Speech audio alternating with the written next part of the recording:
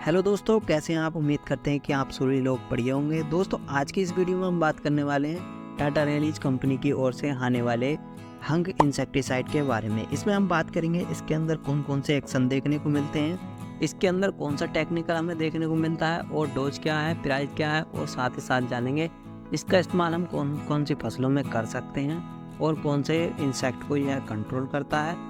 तो मिलेगी पूरी जानकारी आपको विस्तार से, स्टेप बाय स्टेप वीडियो में बने रहें लास्ट तक, ताकि आपको पूरी जानकारी अच्छे से मिल सके। अगर आपने अभी तक इस चैनल को सब्सक्राइब नहीं किया है तो इस चैनल को सब्सक्राइब कर लें और बेल आइकन को भी ऑन कर लें, ताकि आपको आने वाली वीडियो समय पर मिलती रहें। और अगर वीडियो अच्छी लगे तो वीडियो को लाइक करें और अपने किसान साथियों के साथ, अपने दोस्तों के साथ इस वीडियो को साझा करें, उनको भी जानकारी इस वीडियो की दें। तो चलिए शुरू करते हैं बिना देरी किए। मैं हूं आपका दोस्त और होस्ट रियाजुल मंसूरी।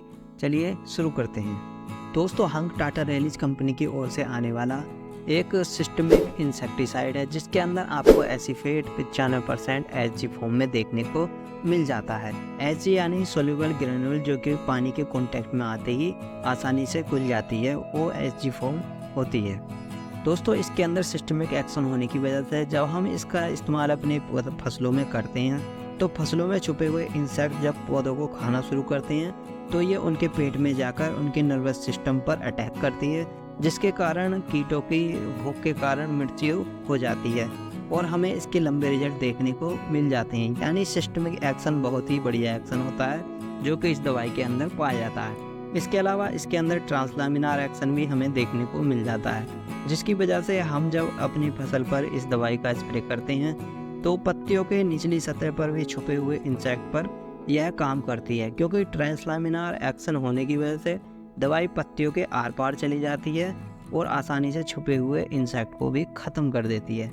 तो ये एक बहुत शानदार दवाई है जिसके अंदर आपको बढ़िया रिजल्ट देखने को मिलने वाले हैं।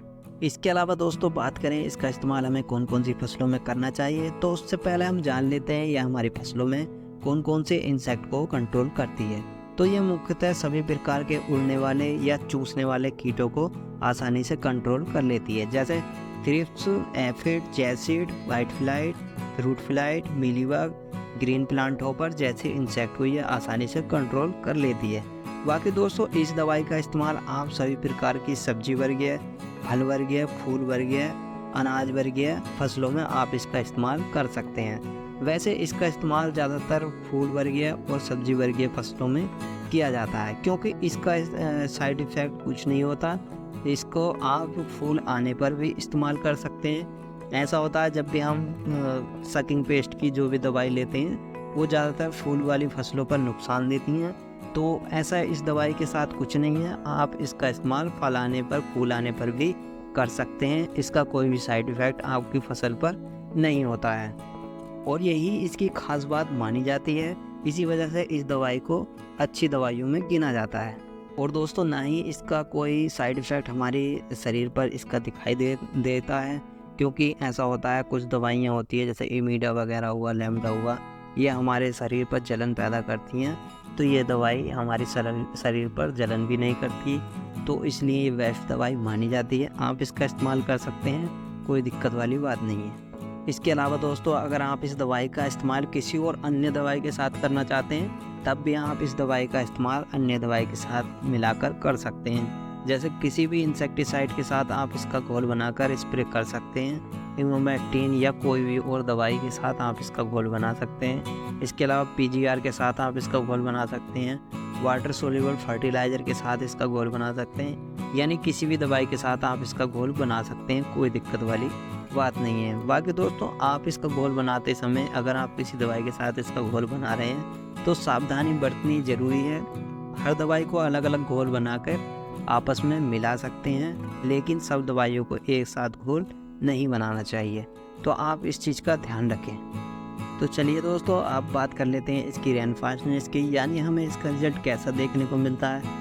तो यदि आप इस दवाई का स्प्रे कर देते हैं और उसके 3 घंटे के बाद अगर वर्षा हो जाती है तो भी आपको इस दवाई के पूरे रिजल्ट देखने को मिलने वाले हैं, क्योंकि इस दवाई का 3 घंटे का रेनफास्टनेस होता है।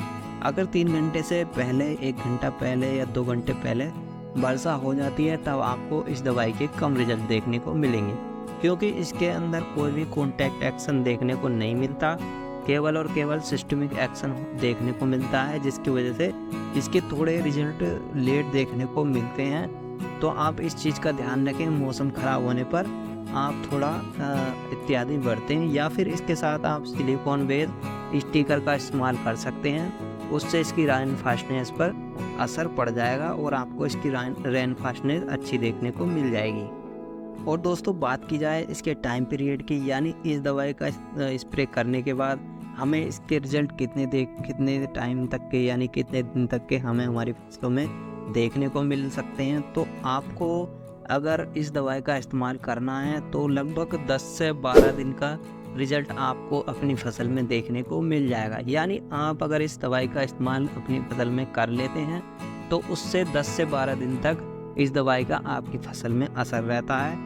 इतने टाइम तक यह कीटों पर अपना काम करती रहती है। तो उसके बाद आप इस दवाई का दोबारा स्प्रे कर सकते हैं या फिर किसी और अन्य दवाई का स्प्रे कर सकते हैं।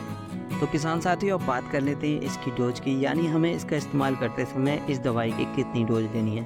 तो आपको 1.5 से 2 ग्राम दवाई को लगभग 1 लीटर पानी में घोल बनाकर अपनी फसल में छिड़काव करना है। या फिर आपकी फसल अगर 1 एकड़ है तब आपको 200 से 250 ग्राम दवाई को 150 लीटर पानी में घोल बनाकर अपनी 1 एकड़ की फसल में छिड़काव कर देना चाहिए। ये इसकी पर्याप्त डोज है, आप इसे थोड़ा घटा बढ़ा भी सकते हैं।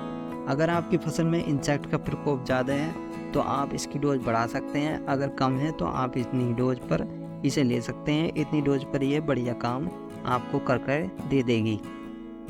तो फाइनली दोस्तों अब बात कर लेते हैं इसके प्राइस के बारे में, यानी हमें इसके मार्केट में क्या प्राइस देखने को मिल जाते हैं। तो आपको 1 किलो के पैक का प्राइस मार्केट में लगभग 1100 से 1200 रुपये के आसपास देखने को मिल जाएगा। तो दोस्तों प्राइस ऊपर नीचे हो सकता है एरिया के हिसाब से, या फिर आप हमारी वीडियो किस समय पर देख रहे हैं तो प्राइस इतना मैटर नहीं कर सकता। तो आप अपने एरिया में देख सकते हैं क्या प्राइस देखने को मिलने वाला है। तो यही था आज की वीडियो में। कैसे लगी आपको हंक की छोटी सी जानकारी अच्छी लगी हो तो वीडियो को लाइक करें और चैनल को भी सब्सक्राइब कर लें। तो मिलते हैं किसी और वीडियो में किसी और नए टॉपिक के साथ, तब तक के लिए जय हिंद दोस्तों।